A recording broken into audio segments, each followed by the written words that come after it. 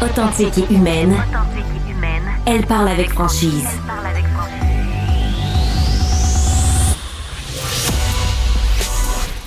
Elle traite l'information avec rigueur et efficacité. Une approche fraîchement moderne de l'actualité.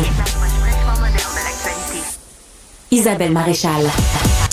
Bon mercredi tout le monde. J'espère que vous allez bien. C'est Isabelle avec vous. On va passer la matinée ensemble et je vais vous parler d'une cause vraiment importante. Vous savez, lundi prochain, ça va être la journée mondiale du sida.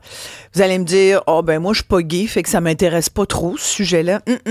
Attention, parce que ça fait déjà 40 ans qu'on est conscient de cette maladie qui a commencé comme un virus un peu inconnu, hein? Au début, c'était des chercheurs à l'Institut Pasteur qui savaient pas du tout avec quoi ils avaient affaire. Et à force de recherche, ça a été quand même assez rapide. On s'est rendu compte, donc, on était en mesure de séquencer ce virus-là. Et si je vous dis virus, forcément, vous allez être conscientisés parce que des virus, on le sait, hein, ça fera bientôt 5 ans qu'on a été tous affectés par un virus qu'on connaissait pas non plus. Alors, quand je vous parle du sida, ben, c'est important parce qu'on a tous, peut-être vous en avez dans votre entourage des proches qui ont dû se battre avec cette maladie. Peut-être vous êtes une de ces communautés aussi qui sont affectées plus que les autres.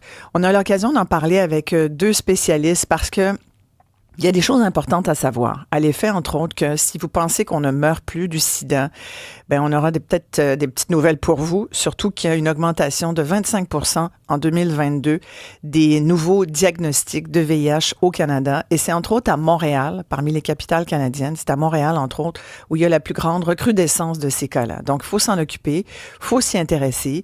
On n'est pas désincarné des enjeux des autres non plus. Et surtout qu'il y a une personne au Canada toutes les 4 heures qui contracte le VIH. C'est pas rien, là. Une personne toutes les 4 heures. C'est énorme. Moi, je trouve ça énorme. Et il y a une personne sur 10 qui vit avec le VIH qui ignore qu'elle a le VIH. Imaginez. Fait que là, ça veut dire, voilà pourquoi vous devriez être conscientisés tous. C'est parce que ça se peut que vous ayez des rapports sexuels avec cette personne-là. Ça se peut qu'il y ait des échanges sanguins avec cette personne-là. Ça nous donnera l'occasion avec nos spécialistes que je vous présente à l'instant de revoir comment on peut contracter cette maladie. Non, ça ne s'attrape pas sur une poignée de porte. On va en parler avec le docteur Régent Thomas. Merci d'être là, docteur Thomas. Ça fait longtemps qu'on parle de ça. Hein, Régent? 40 ans. 40 ans. La clinique, 40 ans cette année. 40 ans de l'actuel cette année. 84. Voilà. Vous avez été... Au coin de Amherst et Sainte-Catherine, tout le monde dit que vous êtes installé dans le village à cause de ça, mais le village n'existait pas. Ça, c'est vrai? Ben oui, non. La plupart des barguets, tout ça était dans l'ouest de Montréal. C'est vrai. Et nous, on s'est installé là parce qu'un de nos collègues dans les 4 trouvait ça important qu'on aille dans les régions, près des universités, près du cégep. On aurait une clinique, à l'époque, plus maladies transmises sexuellement et le sida nous est tombé dessus. Et par hasard, le destin, en fait, que la communauté gay s'est installée dans ce coin-là aussi. Et donc, on a le même âge à peu près que la reconnaissance officielle du village gay, je pense. Ouais. Et effectivement, ça fait 40 ans, les populations... ont changé. Il y a beaucoup de choses qui ont changé, mais ça demeure aujourd'hui... vous savez, on disait le sida ne tue plus. Le sida ne tue plus peut-être dans les pays riches. Dans les pays pauvres, il continue de tuer. Et même dans un pays riche, annoncer à un jeune aujourd'hui qu'il ou qu'elle est VIH, c'est quand même pas une bonne nouvelle. Non, c'est sûr. Toute sa vie va être bouleversée. Est-ce que je vais pouvoir avoir des enfants? Est-ce que je peux devenir infirmière ou médecin? Est-ce que je peux avoir des rapports sexuels? Est-ce que je peux avoir des rapports sexuels? Est-ce que je suis obligé de le dire? Bon, oui. C'est ça. Donc, il y en a plein de questions. Toutes les questions. Donc, c'est une vie qui va être bouleversée. Mais je pense que la première, Régent, c'est est-ce que je vais mourir? Parce que les gens doivent se demander ça au quand moins, même. on peut être optimiste dans notre... écoute, Isabelle... Les années 80, moi, la salle d'attente, la moyenne d'âge, c'était 30 ans, là, dans la salle d'attente. Et les jeunes arrivaient avec du Kaposi dans le visage. On a tous connu à l'époque le monde qui avait du Kaposi. C'était très stigmatisant. C'était comme des taches, hein? C'était un cancer de la peau, donc des taches bleues. Il y en a qui en avaient partout sur le corps. Et il y avait aussi, les gens arrivaient avec des pneumonies. les gens arrivaient avec des démences. Donc, c'était ça notre salle d'attente. Et ils allaient mourir, la plupart, dans les mois qui viennent ou les années qui viennent. Avec toutes les implications, la difficulté d'avoir accès aux hôpitaux, la difficulté de se faire soigner, la stigmatisation. Et puis dans les années 80, les gens perdaient, tabou. Les gens perdaient leur emploi. Ouais. Okay? Donc, c'était ça. Alors, aujourd'hui, c'est sûr qu'on a fait des progrès énormes. On a des traitements, donc la personne ne mourra pas de ça, on l'espère. Et on a des traitements relativement faciles et pas trop toxiques non plus. Donc, un comprimé par jour, il y a même des injecteurs. Donc, ce qui fait que ça a changé. Ça a changé, Dr Thomas, mais est-ce que c'est vrai donc de dire, parce que aujourd'hui, vous m'avez déjà dit, la pire affaire qui est arrivée, c'est que les gens pensent qu'ils ne mourront plus du sida. C'était cette espèce de banalisation finalement du sida. C'est-à-dire que les progrès qu'on a faits, on aurait dû se dire, si on avait été intelligent, mais souvent on n'est pas intelligent, on l'apprend dans les épidémies, ça se répète. On aurait dû se dire, là, ça va être difficile de faire de la prévention. Ouais. Parce que la première chose qui est arrivée, c'est que les médias, d'abord, ont disparu. Et qui faisait de la prévention sur le sida? C'est beaucoup plus les médias que la santé publique. Donc, le discours dans les médias est disparu. L'éducation sexuelle est disparue. Donc, ça a été de plus en plus difficile. Et la peur d'avoir cette maladie-là est disparue. Ça fait que les jeunes, aujourd'hui, sont très, très peu sensibilisés à la question du sida. Pour eux, c'est une maladie de vieux, c'est une maladie de grand-père. Ouais. Et avec... Il y a de grand-père gay, encore, beaucoup? Oui, mais de personnes âgées, une autre époque. Ouais. Il n'y a pas complètement tard, là, mais ce qui est arrivé, quand on a fait la prévention du VIH, en même temps, on a fait la prévention des ITS, des MTS. Et là, aujourd'hui, on ne fait plus de prévention, ou à peu près pas. Puis là, la santé publique va me téléphoner, mais la prévention est très faible. L'éducation sexuelle est revenue un peu dans les écoles. Ouais, je sais pas. Pas tant. Mais nous, en tout cas, l'éducation sexuelle dans les écoles est très, très limitée. Et ce qui fait que c'est une maladie très peu connue. Et comme je dis, quand ça arrive, alors on a une explosion des autres ITS, gonorrhée, chlamydia, syphilis. Je veux dire, au Canada, des femmes au Québec enceintes qui ont contracté la syphilis, des enfants qui sont nés avec la syphilis dans les dernières années. C'était, à la fin des années 90, il n'y avait plus de syphilis, presque au Québec, au Canada. Même en disant, est-ce qu'on devrait continuer de faire le test de syphilis? Je me souviens, les recommandations de santé publique se posaient la question. Tellement on n'en voyait plus. Parce que la prévention du sida faisait en sorte du VIH, faisait en sorte qu'on prévenait des autres maladies. Tu es de la génération qui a eu peur, puis qui a connu, puis tu l'as dit tantôt, ton témoignage, les amis gays à côté, que ça a été la catastrophe sur cette population-là. Et ça a beaucoup orienté, quand tu disais tantôt un grand-père gay, mais il faut bien comprendre que le sida dans le monde est une maladie d'abord hétérosexuelle. C'est l'histoire a fait que le sida est arrivé en Amérique du Nord, aux États-Unis, au Canada, a touché la population gay d'abord, et donc elle a été plus affectée, elle est toujours plus affectée. Mais moi, souvent... Mais tu dis que c'est une maladie hétérosexuelle parce que... je dirais, le nombre d'infections, ce sont les jeunes filles de 15 à 24 ans qui sont les plus infectées dans le monde. Alors, tu prends... Oui, ce sont des jeunes filles. Même au Canada, cette année, il y a 39% des cas, je pense, qui sont des femmes. Moi, j'ai beaucoup de femmes dans ma clientèle. 35%, c'est une femme sur 3? Au Québec, est-ce que c'est ça aussi? Quelque chose comme ça? Dans les cas, oui. 39% au Québec, je pense que ce sont des femmes. Wow. Moi, j'ai beaucoup de femmes dans ma clientèle. C'est une maladie très associée au milieu gay. Et alors, c'est très particulier le vécu des femmes vivant avec le sida. Moi, j'ai des enfants qui sont nés avec le VIH comme patients, dont j'ai traité la mère. Ils ont passé leur vie à l'école, à la Journée mondiale du sida, où le monde faisait des jokes sur les gays. J'ai des... Alors qu'eux ne le sont pas, forcément. Ben non, ils ne le sont pas. C'est ça. Non. Et quand c'est les femmes qui sont infectées, alors c'est aussi toute la famille, parce que ces femmes-là veulent avoir des enfants, est-ce qu'elles peuvent en avoir?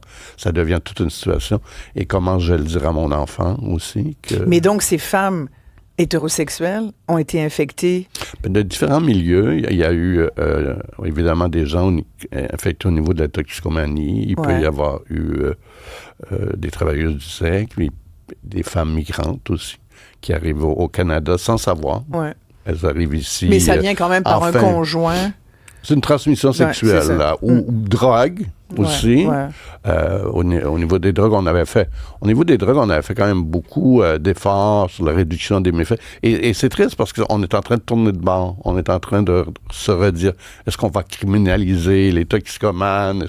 Si on veut faire de la prévention, là, il faut pas criminaliser. Non. Et ce qu'on vit, ce qu'on voit actuellement est préoccupant là, dans le village, mais pas seulement dans le village.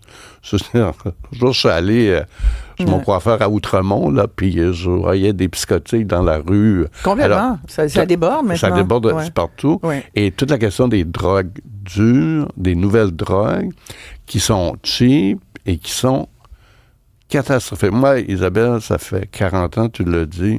Donc, j'ai vu toutes les générations, l'époque de la cocaïne, mais entre autres le crystal meth, cette drogue qui a fait beaucoup la communauté gay. Il y a 7-8 ans, je voyais un cas de temps en temps. Maintenant, il n'y a presque pas une journée. Avec le crystal meth? Oui, dans mon bureau. Des gens et de tous les âges, de 20 à 75 ans, qui sont tombés là-dedans. La pandémie a été très dure sur la population générale. Des gens isolés. Moi, j'ai des patients âgés qui habitaient dans le village, qui allaient prendre un café avant, puis là, se sont ramassés isolés. Les réseaux sociaux ont continué, hein? Ouais. Et on a fermé. Une des raisons de l'augmentation, c'est parce que aussi, pendant la pandémie, il y a eu beaucoup moins de tests. Alors, le dépistage, c'est la deuxième réponse, là. On parle toujours du condom, prévention. Et ensuite, dépister. Le dépistage.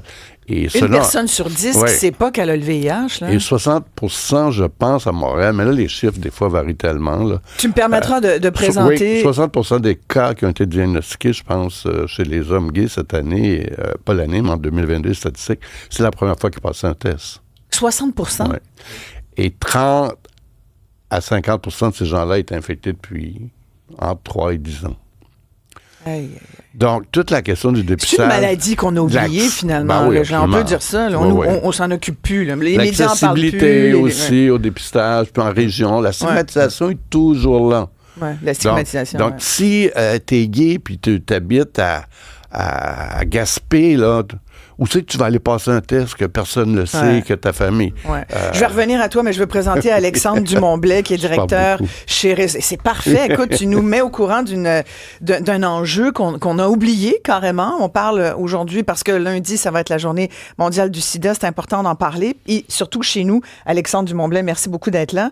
Vous êtes directeur chez Réseau Santé, qui est un organisme communautaire qui offre des services aux hommes gays, bisexuels, queer, personnes trans. Vous êtes très impliqué auprès de la communauté et des patients. Donc, ce que vient de décrire Régent Thomas, Dr Thomas, des patients qui sont atteints de VIH. 10% d'entre eux qui ne le savent pas qu'ils l'ont, le VIH, qu'ils le transmettent à d'autres. C'est pas de leur faute, c'est comme ça. D'ailleurs, je dis c'est pas de leur faute. Important de rappeler que c'est pas la faute de personne si on contracte le VIH. Va falloir qu'on redise les affaires qu'on disait il y a 20 ans. C'est pour ça qu'on parle de transmission. On parle pas de qui transmet à qui ou comment. On parle de transmission de nouveaux cas. Et la dernière année a été raide. Le VIH a connu une hausse de 120% à Montréal. Comment ça se fait? On a déjà parlé d'entrée de jeu de plein de facteurs qui peuvent expliquer. Je pense que Réseau, c'est un organisme de prévention et on fait ce qu'on peut avec les moyens qu'on a. Et plus largement au Québec, est-ce qu'on fait assez de prévention dans le système de la santé? Poser la question, c'est faire un grand débat. Je pense que c'est un enjeu dans des pays riches de ne pas faire assez de prévention, surtout en Amérique du Nord. Non, il n'y en a pas assez de prévention. Il n'y en a pas assez. On a peu de moyens comme organisme communautaire, surtout pour faire de la promotion, communication, promo. On est principalement sur des réseaux sociaux parce que c'est gratuit. Ça fait plus de 30 ans qu'on est dans le paysage communautaire. Puis, ce qui est un peu frustrant face à ces statistiques à chaque année qu'on voit, c'est qu'il y a des stratégies qui fonctionnent pour prévenir le VIH. que souvent, le Canada, Dr. Thomas peut me corriger si je me trompe, mais qui a été précurseur au niveau de la recherche pour aller chercher des données et faire la promotion, si je peux dire en guillemets, de nouvelles stratégies au sein des soins. Et les stratégies prennent des fois du temps à être homologuées par Santé Canada, à être disponibles. Une fois que c'est le cas, quel est le coût? Est-ce que les personnes vont pouvoir se payer ces stratégies? Vous parlez de quoi, par exemple? Je parle, par exemple, la PrEP, la prophylaxie pré-exposition. Donc, très sommairement, c'est prendre un médicament tous les jours pour prévenir le VIH si jamais on est à risque. Mais il y a un très fort pourcentage de protection. Mais par exemple, pas assez de gens qui l'utilisent, c'est ça? Exactement, pas assez de gens. Puis prendre une pilule tous les jours dans un contexte de prévenir, est-ce que c'est ancré chez les gens? Il y a toutes sortes de nouvelles façons de prendre la PrEP qui ont été développées par injection, donc 2 ou 6 fois par année. Donc, on s'en va vers vraiment des nouvelles façons de prendre la PrEP. Mais est-ce que suffisamment de personnes connaissent la PrEP? Nous, c'est notre travail quotidien à réseau dans mes équipes d'intervention de parler de ces stratégies-là quand on rencontre des personnes en intervention communautaire. Vous rencontrez des gens. Exactement. Ouais. Dans la clinique de Dr. Thomas, on va être dans un contexte de soins médicaux. Nous, on fait de l'intervention communautaire. Donc, on va référer vers des ressources, souvent vers la clinique actuelle pour des besoins médicaux, mais sinon, donner de l'information sur des stratégies en fonction des besoins et des pratiques de la personne. Il y a des personnes qui sont plus à risque que d'autres. Il y a des personnes qui se mettent plus à risque que d'autres. On parle du crystal meth, la consommation dans un contexte de sexualité. C'est un enjeu depuis des années. Des personnes qui sont... Mais là, Jean Thomas, il dit que c'est pire. Mais... C'est un enjeu discuté, mais ça s'empire. Tout à fait, non, je suis complètement d'accord. Mais les jeunes, là, on parlait des jeunes, parce qu'on disait que le Dr. Thomas, pour les jeunes d'aujourd'hui, là, moi, j'ai 2 enfants, 2 filles dans la vingtaine. Ils parlent pas du sida, les jeunes, entre eux, entre elles.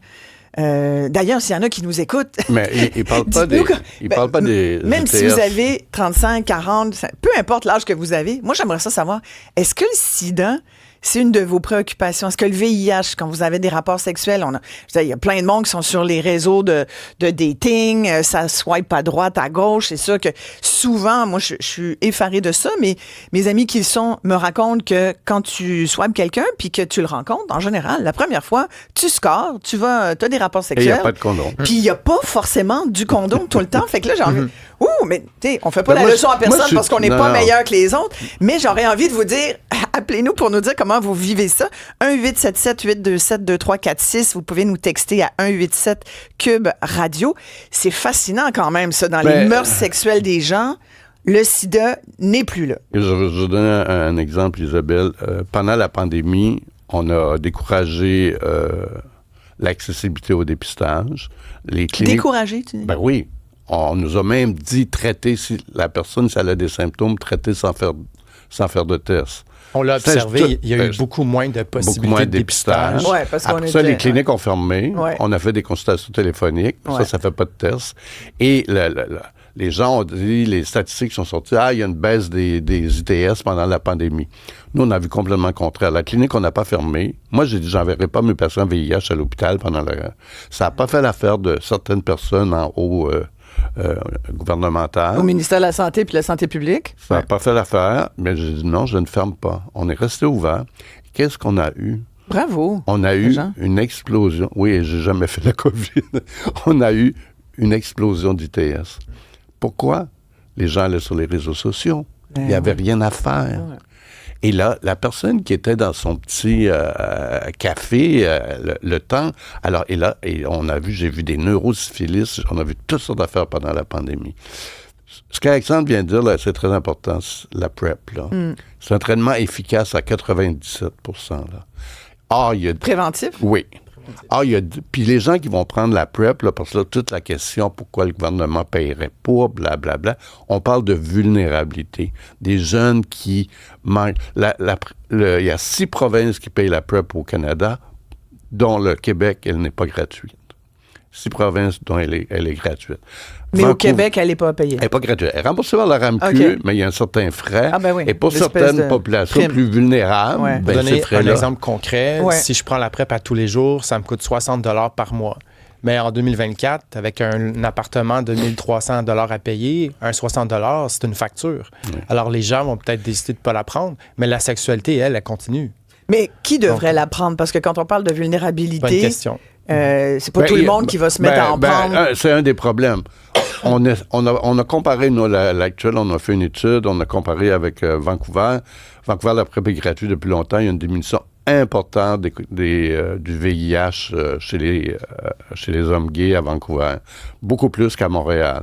Pas les États-Unis, l'Angleterre vient de sortir un programme de prévention, d'éradication du VIH d'ici 2030. La PrEP est gratuite. C'est un outil. Okay. Le dépistage, la prévention, l'éducation sexuelle. Dans le fond, aujourd'hui, est-ce que vous réclamez tous les deux que le gouvernement paye, rembourse complètement? Moi, on essaie d'avancer ce matin. Moi, je pense Est-ce que vous réclamez la gratuité? Je veux juste expliquer une chose pour les spectateurs, là, parce que faut comprendre, là, on parle de population vulnérable, des jeunes, ils ont les assurances de leurs parents. Ils n'iront pas dire à leurs parents, je veux prendre la PrEP. Ils sont à risque. Ils prennent un verre un soir, ils prennent bang, pas de condom, ils prennent des risques. On veut pas que en 2024, là, il ne devrait pas en avoir de nouvelles cas de transmission. Là, on a un médicament qui est efficace à presque 100%. Mais ils ne seront pas sur la PrEP pendant les 50 prochaines années. Tu comprends? Exact. Donc, c'est là où c'est efficace. C'est là où c'est rentable. Traiter une personne VIH va coûter 1,3 million. Par personne. 1,3 million par personne. La vie, parce qu'il va prendre un traitement pendant 50 ans, puis il va passer des tests médicaux. Alors, il faut prévenir auprès des clientèles, en tout cas, pour qui c'est difficile, c'est le gouvernement ne veut pas payer pour tout le monde. L'Ontario, je pense, ne paye pas pour tout le monde, mais je pense qu'il paye pour certaines populations, des gens. Mais je veux dire, les pays qui ont un vrai programme d'éradication du VIH, la PrEP est gratuite. L'autre chose, le Canada, dans les pays du G7, est le pays qui a eu la plus faible diminution des cas de VIH dans les pays du G7. Donc, il y a quelque chose aussi au Canada qui ne se fait pas non plus, alors que le Canada a toujours été précurseur. À un moment donné, il y avait des tests gratuits de dépistage. À un moment donné, ils les ont enlevés. Donc, c'est ça, on a déjà été précurseurs, mais je disais là, qu'on était maintenant vraiment... on est dans le bas. Oui. Nous, à Réseau, on revendique la gratuité de la PrEP aussi, mais ce qui est important, c'est pas tous les personnes dans le milieu de soins qui sont spécialistes comme Dr Thomas, c'est de connaître cette stratégie pour que quand on est face à une personne, pour qui ça serait une stratégie indiquée, ben, d'être capable de lui en parler. Elle est aussi méconnue. C'est l'autre gros problème. 50% de nos patients qui viennent à l'actuel, qui pour la PrEP, ont un médecin de famille ailleurs. Voilà. Puis je dis, pourquoi votre médecin de famille, il n'aime pas parler de ça avec moi, puis ou c'est moi qui n'aime pas parler de ça avec lui. Je le vois pour ma pression, je le vois pour d'autres choses, mais pour la PrEP, j'aime mieux venir. Mais je dirais, à un moment donné, nos capacités sont limitées. Moi, j'avais un médecin qui suivait 500 patients sous PrEP qui vient de prendre sa retraite. Là, c'est toi qui se trouve à on est pris avec. Ouais. Là, on forme les infirmières, mais il faut. Puis en région, les gens qui viennent de région, la plupart de mes patients qui vont acheter la PrEP en dehors du village, qui l'autre jour même à Outremont, le pharmacien lui a dit « Ah, vous êtes VIH positif. » Non, je prends la PrEP. Et parfois, ils se font... J'espère qu'il n'a pas dit devant tout le monde non mais plus. Des fois, ils se font inscrire ça dans leurs dossiers médicaux. Puis on est à Montréal. Oui. Imaginez à l'extérieur en région. Oh mon Dieu. Il y a 10% des gens seulement qui sont sous PrEP. Qui est évalué au Canada par rapport à ceux qui devaient l'être. Donc, dans les gens à risque, etc., il y a seulement 10% qui prennent la PrEP. Fait que donc, c'est vraiment pas utilisé. Là. Pas assez. Et là, il y a une PrEP révolutionnaire qui s'en vient. On espère que les pays pauvres vont y avoir accès. Ça va être 2 injections par an. Tu t'imagines? Mais en même temps, quand on fait ça, puis qu'on fait 2 injections, il faut qu'il y ait un programme. Mais est-ce que c'est comme un vaccin? C'est pas un vaccin, c'est un traitement. C'est le problème, parce qu'il faudra le faire pendant plusieurs temps. Alors, c'est pas un vaccin. Les 2 grandes difficultés qu'on a avec le sida, qu'on n'a pas avec la COVID, qu'on n'a pas avec d'autres virus, c'est une maladie qui détruit le système immunitaire tout de suite. La COVID, le système immunitaire, c'est un virus respiratoire. Donc, on n'a toujours pas de guérison, on n'a pas de traitement curatif, puis on n'a toujours pas de vaccin. Et ça semble difficile. Mais ça, le traitement préventif à 2 injections par année, c'est révolutionnaire. Imagine là, en Afrique du Sud, où... Bon, le problème, ça va être le coût, après. Effectivement, et l'accessibilité. Le coût, il faut que le médecin parle, il faut qu'il y ait des infirmières, il faut qu'il y ait des ressources. Plus on va dans les pays pauvres, plus c'est difficile. Mais c'est là, dans l'Angleterre, dans sa campagne d'éradication du sida, elle a mis la PrEP gratuite. Mais elle a créé des centres de dépistage, elle a encouragé l'éducation sexuelle, la prévention. C'est global. Et c'est ça qui manque un peu ici. D'ailleurs, on n'a pas beaucoup entendu parler. Je vais faire un petit sourire à mon ami Luc Boileau, mais on n'entend pas beaucoup parler de la santé publique. La COVID, Directeur on entend parler, publique, hein? Ouais. Tu sais, de l'explosion des ITS, des conséquences des ITS, Isabelle, gonorrhée, chlamydia. Ouais. Je t'ai parlé de la syphilis et des enfants. Ouais. Gonorrhée, chlamydia, chez les femmes, c'est des douleurs abdominales chroniques, c'est des salpingites, des gonorrhées, chlamydia qui ne sont pas traitées. Donc, toutes les ITS ont des conséquences. Et s'il arrive des outils importants comme la PrEP, où là, les gens se protègent moins des autres ITS, ben, faut... Alors, nous, un patient sous PrEP passe des tests aux 3 mois. Un dépistage complet à tous les 3 mois. Comme ça, on évite qu'il y ait des gens qui soient VIH qui disent « Ah, moi, je suis sur la PrEP, je n'ai pas le VIH. » Et parfois, il y a des gens qui l'apprennent mal. Il faut s'assurer. Alexandre, vous, à Réseau Santé, vous rencontrez des gens. Qui sont les gens aujourd'hui, là, qui sont plus à risque? On parlait de clientèle vulnérable. Ouais. On parlait des jeunes là, qui se protégeaient plus, ou en tout cas... C'est vraiment assez varié. Il y a des hommes qui vont venir puis qui sont pas out dans leur vie sexuelle. Il y en a encore, hein, beaucoup. Ah, Il y ouais. en a encore, oui. Et en 2024, ça existe. Donc, qui vont fréquenter des saunas, qui vont fréquenter des parties privées. Les applications mobiles ont besoin d'informations sur les stratégies de prévention. On vit des enjeux de santé mentale. D'autres personnes vivent des enjeux relationnels, de la violence dans les relations entre hommes aussi. On a parlé de consommation tantôt, évidemment. C'est un sujet qui est discuté tout le temps. C'est vraiment assez varié, là. On est dans le 18 ans à 75, 80 ans. On a des ateliers de groupe qui sont complets sur différents sujets pour aussi offrir un espace social aux personnes puis offrir autre chose que tout le temps aussi l'info santé sexuelle parce que les hommes qui ont des relations avec des hommes sont depuis toujours... c'est un sujet quotidien, en fait. Puis, tu sais, il y a quand même du positif aussi sur les applications mobiles. Les gens vont parler de leur stratégie, vont se taguer à être sur la PrEP ou sur la DoxyPEP, qui est un autre sujet. Mais essentiellement, on rejoint toutes sortes de personnes, aussi de plus en plus de personnes sans carte RAMQ, qui sont en processus d'immigration ou en déplacement temporaire. Ouais. Pendant l'été, on a une installation dans le village qui s'appelle Zone Rose, qui est un conteneur maritime avec un cône rose géant, puis on offre du dépistage de juillet à octobre, gratuit, sans rendez-vous, puis beaucoup de personnes sans carte RAMQ, mais ces personnes qui ont une carte RAMQ ou pas ont de la sexualité et n'ont pas accès donc à toutes les stratégies qu'on a parlé depuis tantôt. Mais imagine ces 104 RAMQ qui sont VIH positifs, Voilà. sont à notre clinique, et là, c'est le combat pour avoir accès à des soins. À des Nous, traitements. les médecins les traitent bénévolement. Les traitements sont fournis par les compagnies pharmaceutiques. On a un certain budget pour pouvoir faire des tests, mais c'est le temps qui se rend parce qu'il faut les traiter. Si on traite une personne VIH, Isabelle, elle n'est plus infectieuse, elle n'est plus contagieuse. Elle est intransmissible. Elle est intransmissible. Il y a 2 problèmes. Donc, le dépistage puis les gens qui attendent trop tard ou qui n'ont pas accès aux soins de santé. Et c'est beaucoup ce qui se passe dans l'Ouest canadien avec les communautés autochtones et la toxicomanie. Et l'autre chose, les gens qui ont des problèmes de drogue, parfois, cessent leur traitement. Ouais. 1 semaine, 2 semaines, et là, ils ne sont plus indétectables, mais continuent de vivre comme s'ils étaient indétectables. Alors ça, on a eu beaucoup de cas de contamination comme ça, à cause, entre autres, de la toxicomanie. Mais vous nous... sincèrement, là, le portrait Mais il y a que vous des venez... avancées. Oui, mais on comprend. 40 ans plus tard, il y a des avancées. Mais faut là, il parler. faut comme redonner un petit... Là, il faut craquer un petit peu. Là. Mieux vaut prévenir que guérir. Voilà. Exactement. Il faut mettre l'accent sur des stratégies qui fonctionnent dans d'autres grandes villes. Pourquoi pas imiter ça et faire Tout à fait, et surtout au Canada même. Tout à fait. Je retiens qu'en Colombie-Britannique, entre autres, on le donne gratuitement, ce traitement préventif. 6 provinces. Manitoba, Alberta, l'île du Prince-Édouard, je pense. Qu'attend le Québec, donc, sincèrement, incompréhensible. Et je rappelle, une vérité de la police, comme dirait l'autre, je sais c'est que la police, là, c'est que prévenir vaut mieux que guérir, comme vient de le dire très justement le docteur Régent Thomas. Tu sais, le genre d'affaires qu'il faut répéter, Régent. Merci beaucoup, docteur Régent Thomas.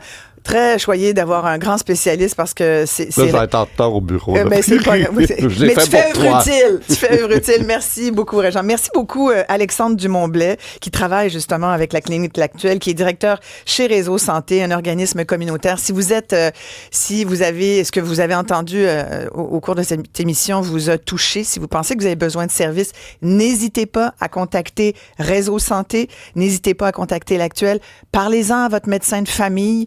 Ça fait de mal à personne, au contraire. Puis aujourd'hui, là, si vous êtes si vous êtes un jeune qui avait des rapports sexuels non protégés, là, on veut pas vous... personne devrait vous pointer du doigt. Là, il y a quelqu'un, 23 ans, mis à part la PrEP, c'est très difficile d'avoir un rendez-vous dans un centre de dépistage, même à Laval. Soit il manque de plage horaire, soit il faut payer entre 35 et 75 $. Merci de nous dire ça. Ça, c'est du concret. Super important. C'est de l'accès au dépistage. Complètement. Ça n'a juste pas de Puis bon maintenant, sens. c'est toutes des cliniques privées presque qui font du dépistage à 250 $. Dont beaucoup de cliniques étrangères, d'après ce qu'on apprenait cette semaine dans les pages du journal. Merci à tous les deux. On va en parler plus souvent. On va en parler plus souvent. Ouais. On va s'arrêter ici, très courte pause. Ben, Tout de merci suite. d'en parler. Ben, merci. Tu sais que chaque année, on en parle. Au moins, il y en a une. On s'arrête ici. Fred Bastien est avec nous tout de suite après.